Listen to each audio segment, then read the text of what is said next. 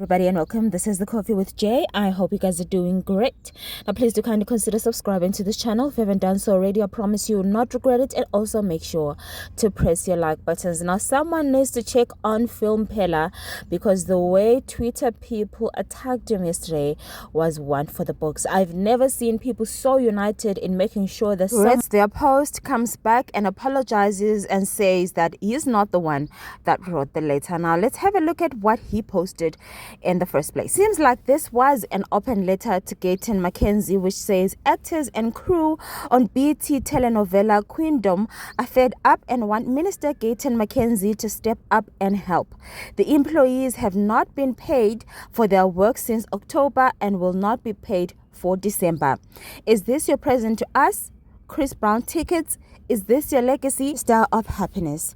Now, Phil went on then to post the shows where people are complaining of not being paid or complaining of unfavorable work conditions. One of them is Queendom and then Pound for Pound, as well as the executives. Now, after getting a lashing from the public, Phil came back to say, South Africa, I did not write the open letter to Minister Gayton Mackenzie. I just shared it, as I do with all statements sent to me relating to the entertainment industry. Read. First sentence clearly states, open letter from cast and crew of Queendom. I'm not an actor, nor do I work for Queendom. I support the fight for creatives to be paid their dues. I understand the frustration. Yes, I agree the jab about Chris Brown tickets was a tad below the belt. Do you guys remember that a few days back, Minister Gayton Mackenzie said he's giving away 1,000 Chris Brown tickets? Well, that's exactly what they were talking about. So these people were saying Minister Gayton Mackenzie is giving away free tickets instead of making sure that they are paid, as if that's his job. Anyway, he said, yes, I think the criticisms about the tone of the letter are valid, and yes, I understand why the authors of the letter are angry and maybe didn't think tact was warranted. Stop insulting me thinking I penned the letter. Read the letter before jumping on the head train. Now let's have a look at the contents of this said letter. Open letter from the cast and crew of Queendom. For years, you stood silently and watched. You government, you parliament, you industry organizations and broadcasters. You watched silently as our industry lurches from one diabolical crisis to the next. So here we sit in front of you in our hundreds. Background actors, cast and crew of Queendom, unpaid, lied to, played and screwed, the result of your silence and indifference.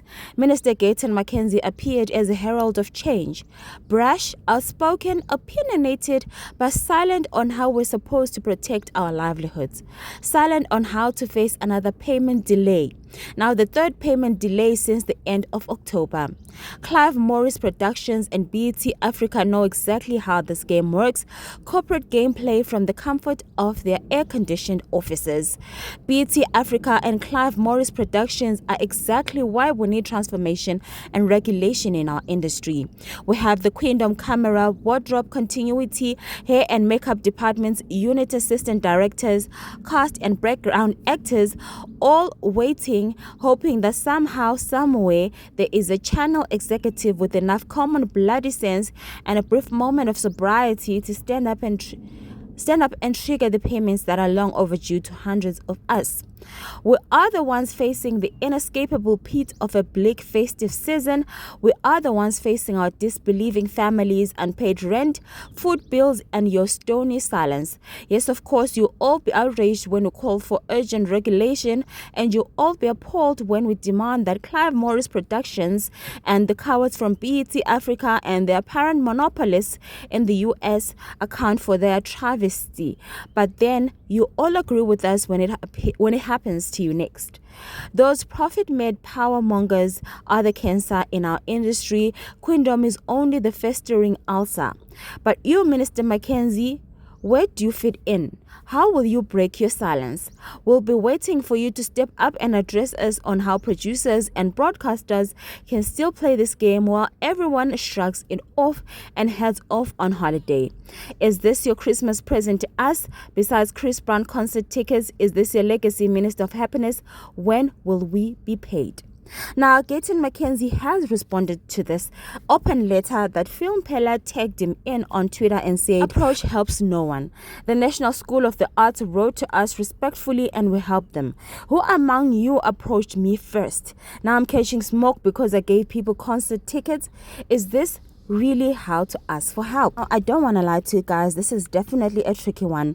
On the other hand, we have people who have families who are waiting to be fed this festive season, and then on the other hand, we have a minister giving away free tickets to the Chris Brown concert, and it's coming across as if that's pleasurable. That's something for pleasure, entertainment, while some people have needs, rents that they want to be paid. But at the same time, the minister was only just doing his job. He did not know that there were actors somewhere who were crying and needed to be paid. Is it his job to pay the actors?